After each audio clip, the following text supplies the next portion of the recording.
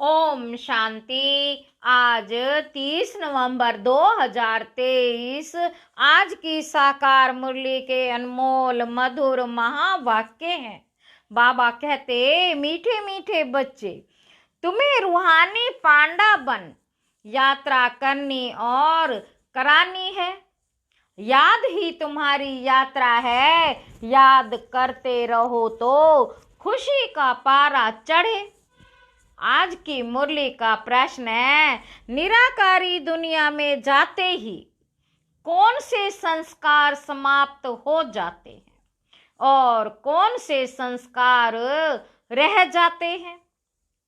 उत्तर है, बाबा कहते, वहां नॉलेज के संस्कार समाप्त हो जाते हैं, प्रारब्ध के संस्कार रह जाते हैं।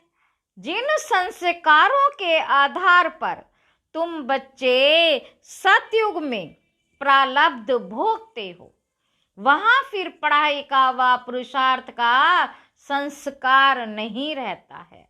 प्रारब्ध मिल गई, फिर ज्ञान खत्म हो जाता है। गीत है, रात के राही थक मत जाना। ओम शांति। बाबा कहते, यहाँ सन्मुख शिव भगवानोवाच है। गीता में दिखाते हैं श्री कृष्ण भगवानोवाच, परंतु श्री कृष्ण तो उस नाम रूप से सन्मुख हो ना सके। यह तो सन्मुख कहते हैं निराकार भगवानोवाच। श्री कृष्ण वाच कहे तो वह साकार हो जाता है। जो भी वेद शास्त्र आदि सुनाते हैं वह ऐसे नहीं कहेंगे कि भगवानोवाच, क्योंकि वह साधु संत महात्मा आदि सब साकार में बैठे हैं। और फिर बाप कहते हैं, है रूहानी राही, रूहानी बाप है, रूहानी राही, रूहानी बाप जरूर रूहों को ही कहेंगे कि बच्चे थक मत जाना। यात्रा पर कई थक जाते हैं, फिर वापिस आ जाते हैं। वह है जिस्मानी यात्रा। भिन्न भिन्न मंदिरों में जिस्मानी तीर्थ यात्रा करने जाते हैं। बाबा कहते, भिन्न भिन्न मंदिरों में जिस्मानी तीर्थ यात्रा करने जाते हैं। कोई शिव के मंदिर जाते, वहां सब जिस्मानी चित्र रखे हैं भक्ति मार्ग के। यहाँ तो सुप्रीम रूह परम पिता परमात्मा आत्माओं को कहते हैं कि बच्चे, अब मुझे एक के साथ बुद्धि का योग लगाओ। मुझे एक बाप के साथ, मेरे साथ बुद्धि का योग लगाओ। और ज्ञान भी देते हैं। तीर्थों पर जाते हैं तो वहां भी ब्राह्मण लोग बैठे हैं, कथा कीर्तन करते हैं। तुम्हारी तो एक ही सत्य नारायण की कथा है। नर से नारायण बनने की तुम जानते हो। पहले स्वीट होम में जाएंगे, फिर विष्णुपुरी में आएंगे। इस समय तुम हो ब्रह्मापुरी में। इसको पियर घर कहा जाता है। तुमको जेवर आदि कुछ नहीं है, क्योंकि तुम पियर घर में हो। तुम जानते हो ससुर घर में हमको अपार सुख मिलने हैं। यहाँ कलयुगी ससुर घर में तो अपार दुख है। तुमको तो जाना है उस पार सुख धाम में, यहाँ से ट्रांसफर होना है। बाप सभी को नैनों पर बिठा कर ले जाते हैं। दिखाते हैं ना, श्री कृष्ण का बाप उनको टोकरी में बिठाकर उस पार ले गया। दिखाते हैं ना, श्री कृष्ण का बाप उनको टोकरी में बिठाकर उस पार ले गया। तो ये बेहद का बाप तुम बच्चों को उस पार ससुर घर ले जाते हैं। पहले अपने निराकारी घर में ले जाएंगे, फिर ससुर घर भेज देंगे। तो वहां ये सब पियर घर ससुर घर की बातें भूल जाएंगे। वह है निराकारी पियर घर। वहां यह नॉलेज भूल जाती है। नॉलेज के संस्कार निकल जाते हैं, बाकी प्रारब्ध के संस्कार रह जाते हैं।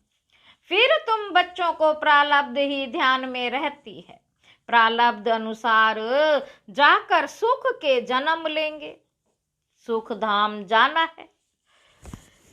प्रारब्ध मिल गई फिर ज्ञान खत्म। तुम जानते हो प्रारब्ध में हमारी फिर वही एक्ट चलेगी, तुम्हारे संस्कार ही प्रारब्ध के हो जाएंगे। अभी है पुरुषार्थ के संस्कार, ऐसे नहीं कि पुरुषार्थ और प्रारब्ध दोनों संस्कार वहां रहेंगे, नहीं, वहां ये ज्ञान ही नहीं रहता।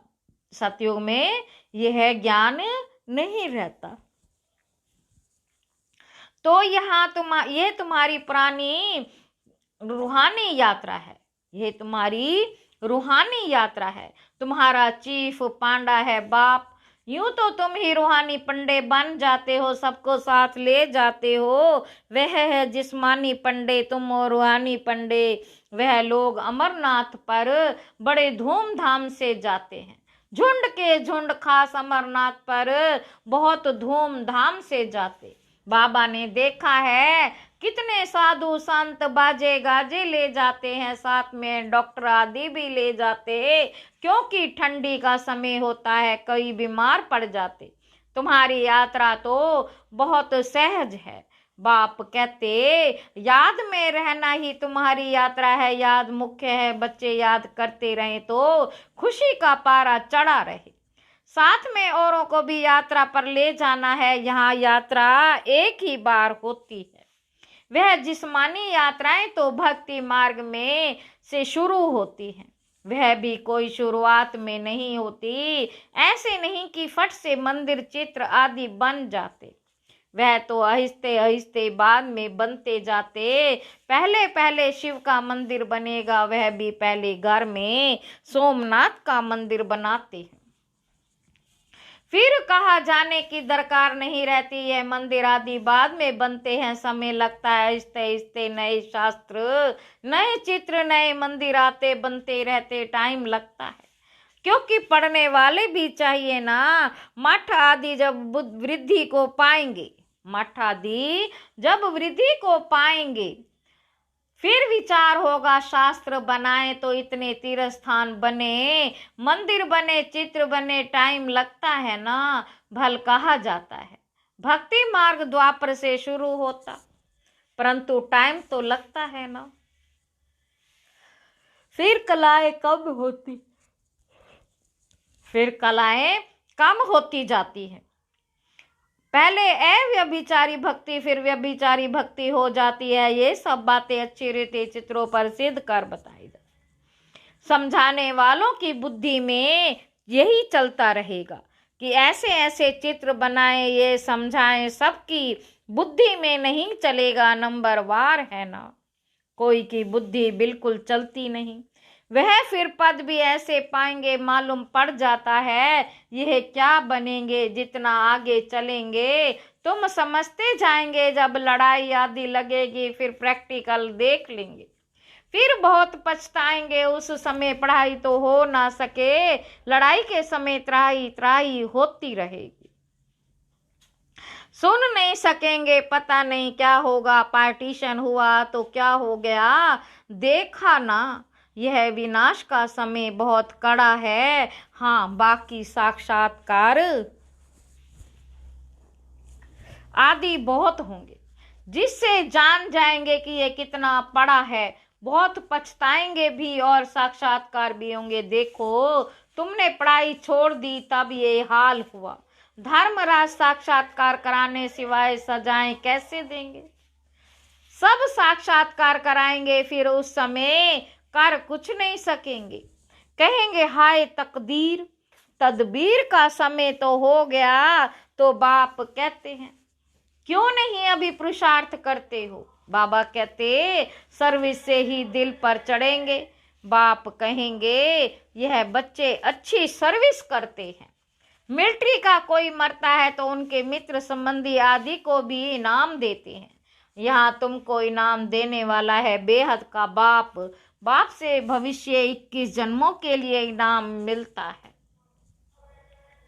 यह तो हर एक को अपनी दिल पर हाथ रख पूछना है कि मैं कितना पढ़ता हूँ। धारणा नहीं होती तो गोया तकदीर में नहीं है। कहेंगे कर्म ही ऐसे फूटे हुए हैं, बहुत खराब कर्म करने वाले कुछ उठा नहीं सकते। बाप समझाते हैं मीठे मीठे बच्चे, तुम्हें इस रूहानी यात्रा पर अपने साथियों को भी ले जाना है। फर्ज है हर एक को यह यात्रा की बात बताना। बोलो, हमारी यह रूहानी यात्रा है। वह जिस्मानी दिखाते हैं।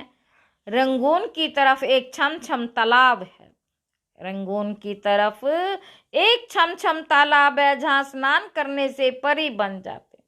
लेकिन वह परी आदि तो बनते नहीं। ये है ज्ञान स्नान करने की बातें, जिससे फिर तुम बहिष्ठ की बीवी बन जाते हो। और ज्ञान योग बल से वैकुंठ में आना जाना तो तुम्हारे लिए कॉमन बात है। और ही तुमको रोका जाता है, घड़ी घड़ी ध्यान में नहीं जाओ। आदत पड़ जाएगी तो यह ज्ञान मान सरोवर है। परम पिता परमात्मा आकर इस मनुष्य तन द्वारा ज्ञान सुनाते हैं, इसलिए इनको मान सरोवर कहा जाता है। मान सरोवर अक्षर सागर से निकला है। सागर ज्ञान सागर में ज्ञान स्नान करना तो बहुत अच्छा है। वशिष्ठ की बीवी को महारानी कहा जाता है। बाप कहेंगे तुम भी वशिष्ठ के मालिक बनो। बच्चों पर लव रहता है, हर एक पर रहम पड़ता है, साधुओं पर भी रहम आता है। यह तो गीता में लिखा हुआ है। बाबा कहते यह तो गीता में लिखा हुआ है कि साधुओं का भी उद्धार करेंगे। उद्धार होता है ज्ञान योग से। तुम बच्चों में समझाने की बड़ी फुर्ती चाहिए। बोलो, तुम और तो सब जानते हो, लेकिन छाछ जानते हो, बाकी मक्खन खिलाने वाले को तुम जानते ही नहीं हो। बाप कितना अच्छी रीति समझाते हैं, परंतु किसकी बुद्धि में बैठे ना। बाप को जानने से मनुष्य हीरे जैसा बनते हैं, ना जानने से मनुष्य कोड़ी मिसल बिल्कुल पतित है। बाप को जानने से ही पावन बनते हैं।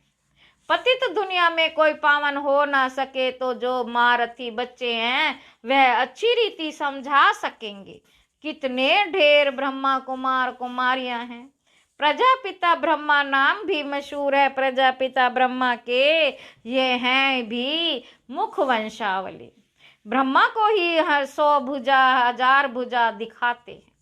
ये भी समझाया जाता है इतनी भुजाएं तो हो नहीं सकती। बाकी ब्रह्मा तो बहुत बचड़े वाला है। ब्रह्मा फिर किसका बच्चा?